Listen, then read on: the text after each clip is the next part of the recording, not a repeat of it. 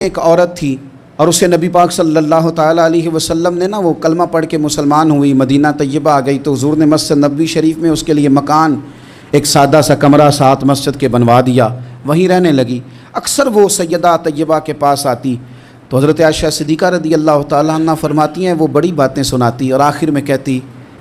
وہ ہار والا دن بھی بڑا عجیب دن تھا اور میرے رب کی قدرتوں کا دن تھا، وہ بھی بڑا عجیب دن تھا۔ سیدہ عائشہ صدیقہ رضی اللہ تعالیٰ عنہ ایک دن فرمانے لگی کہ تو ہار والے دن کا بڑا ذکر کرتی ہے، وہ کیا دن تھا؟ تو خاتون کہنے لگی اماں جی وہ دن تھا جب میرے رب پر بھروسہ اور مضبوط ہو گیا، جس دن میرا اپنے رب پر توکل اور بڑھا، میرے ایمان میں یقین میں اور پختگی آئی۔ کہنے لگی میں ایک گھر کی کنیز تھی، نوکرانی تھی، اس گھر میں ایک بچی تھی جس کے پاس سونے چاندی ہیرے جواہرات کا ہار تھا۔ اس زمانے میں چمڑے کے اوپر لوگ ہیرے جواہرات لگاتے تھے، کئی دفعہ سرخ رنگ کے چمڑے پہ لگائے جاتے تھے، وہ بچی پہنتی تھی تو کہتی ہیں وہ بچی کے اس نے اتار کے رکھا یا اس سے گرا وہ ہار تو چیل اسے اٹھا کے لے گئی گوشت سمجھ کے اور میرے سامنے اٹھا کے لے گئی۔ گھر والوں نے مجھ سے پوچھا، یہ بخاری میں موجود ہے، گھر والوں نے پوچھا مجھ سے کہ وہ ہار کہاں ہے تو میں نے کہا چیل اٹھا کے لے گئی۔ گھر میں کچھ چوری ہو جائے تو سب سے پہلا الزام کس پہ لگتا ہے؟ ملازمین پہ۔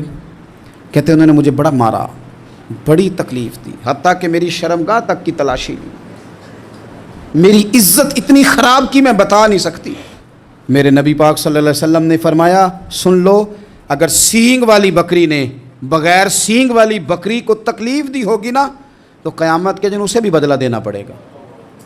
کہ تیرے پاس سینگ تھے اور تو نے اسے مارا تھا۔ وہ خاتون عرض کرتی ہے سیدہ عائشہ کی خدمت میں کہ مجھے بڑا مارا، مجھے تکلیف دی، میں کہہ رہی تھی کہ میرے سامنے چیل لے گئی ہے پر وہ نہیں مان رہے تھے، اماں جی انہوں نے مجھے بڑا مارا۔ حضرت عائشہ صدیقہ کہتی ہیں پھر کیا ہوا؟ کہنے لگی اماں جی جب کوئی میرا مددگار نہ رہا، مجھے تکلیف دے رہے تھے، رسوا کر رہے تھے تو میں نے اپنے رب سے مدد چاہی، میرے رب کی طرف میں نے توجہ کی، میں نے کہا مالک اب تو ہی میرا مددگار ہے۔ کہتی ہے وہ مجھے مار رہے تھے تو وہ چیل جو ہار لے گئی تھی وہی لے کے واپس آ گئی اور ہمارے سروں کے قریب لا کے اس نے جب اس ہار کو پھینکا وہ مجھے چھوڑ کے سائیڈ پہ ہوئے، وہ میری بے گناہی جان گئے،